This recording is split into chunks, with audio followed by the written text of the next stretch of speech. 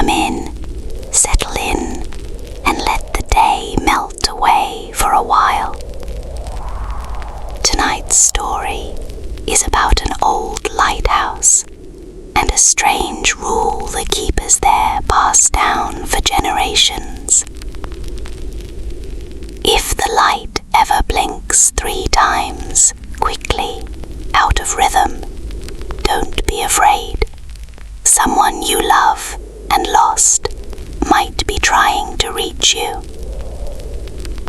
No one could explain why, until one quiet, foggy night, a young keeper heard a voice she thought she'd never hear again.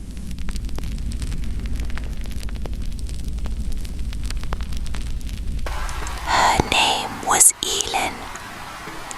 Just 3 months earlier, she'd buried her grandfather, the man who had kept this very lighthouse for nearly 50 years, and who had raised her himself after her parents passed when she was small.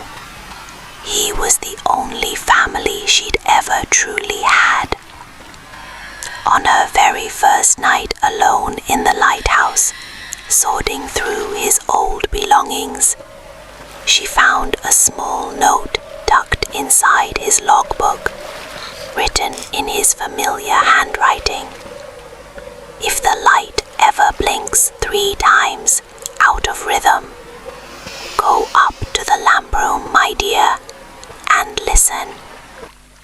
Elin read the note a dozen times that first night, her chest aching with missing him.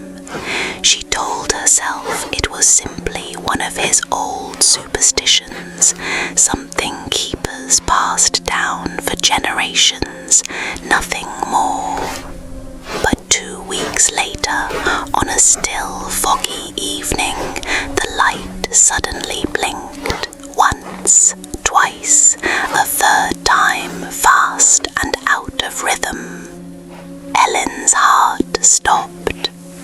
Before she even realized she was moving, she was already running up the spiral stairs. The lamp room was empty when she reached it, breathless. Just the great glass lens and the wide window overlooking the fog-covered sea. But the air felt different, warmer somehow, near the old chair where her grandfather used to sit every single evening of her childhood. Elin stood very still, remembering his note. Just listen. And in the silence, impossibly, she heard his voice. "There's my girl," the voice said, warm and familiar, exactly the way he used to greet her every evening after school. "Still up too late, I see." Elin's knees nearly gave out. "Grandpa, I don't have long, my dear," the voice said gently, "but I needed you to know something before I go quiet." "I'm so proud of you," he said, "and you were never, not for one single day, alone." The voice faded as gently as it had come, leaving Elin alone in the quiet lamp room, crying, but somehow lighter than she'd felt in weeks. The next morning, still shaken, she found her grandfather's old logbook and began reading through decades of entries. And there, scattered across the years, were other stories, other keepers, writing about the exact same thing. A young widow hearing her husband's voice one final time. A grieving mother hearing her son. Always the same pattern, always 3 quick blinks, out of rhythm, always followed by a voice belonging to someone deeply loved and deeply missed. This has happened before, herself many times before. Elin called the retired lighthouse keeper who had trained her grandfather decades earlier, now well into his 90s himself. She asked him carefully if he knew anything about the blinking light. The old man was quiet for a long moment. "It doesn't happen often," he finally said. "Maybe once every few months, if that. But it seems to find the people who need it most, right when they need it most." "But how?" Elin asked, her voice trembling. "How does an old lighthouse do something like that?" "Now, my dear, here is something true, something wonderfully strange that I only learned much later myself, and it made this story even more remarkable to me, not less. Old lighthouse lenses, especially antique ones like this one, are built from dozens of curved glass prisms, carefully angled to bend and focus light. That same curved glass, under just the right conditions of fog, angle and distant light, can catch and reflect faraway sounds too, bending sound waves the same way it bends light, focusing them almost like an enormous accidental ear. On certain still foggy nights, that old glass can catch fragments of sound from miles away and somehow focus them into something that sounds remarkably, impossibly like a specific familiar voice.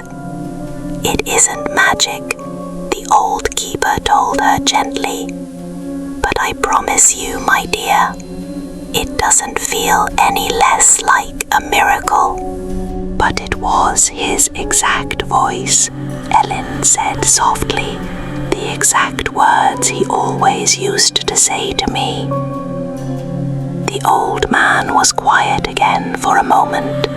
The glass may explain how a voice can travel and focus that way, but it's never explained, not once in all my years, why it's always the exact right voice, saying exactly what someone needed to hear.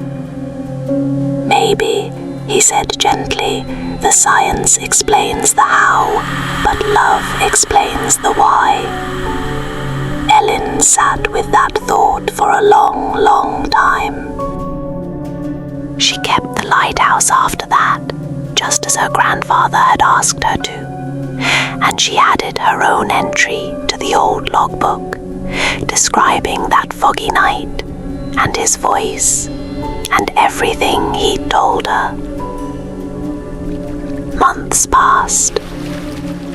The light blinked its strange, out-of-rhythm pattern only once more during that first year.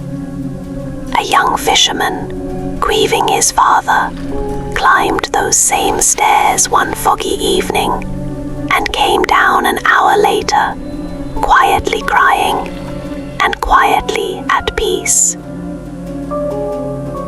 Elin never asked him what he heard.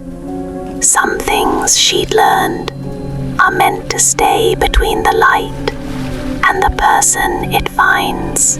She taught the tradition to her own successor eventually, just as it had been taught to her.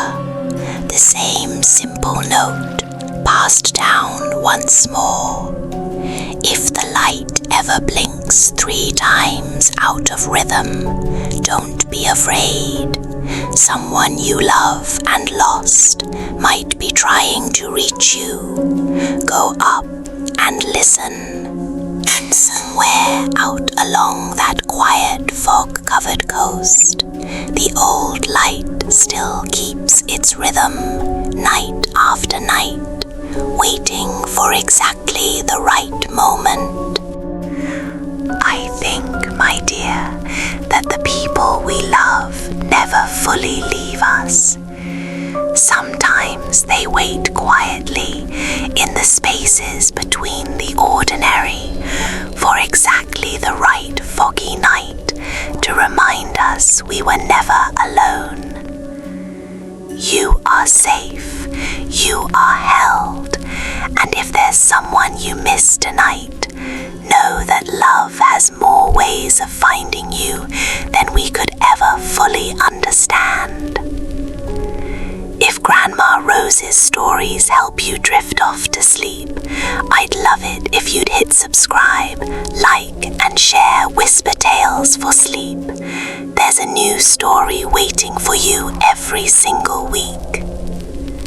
Next time, I'll tell you about a baker whose bread could somehow taste like exactly what you needed most. But that's a story for another night. Sleep now.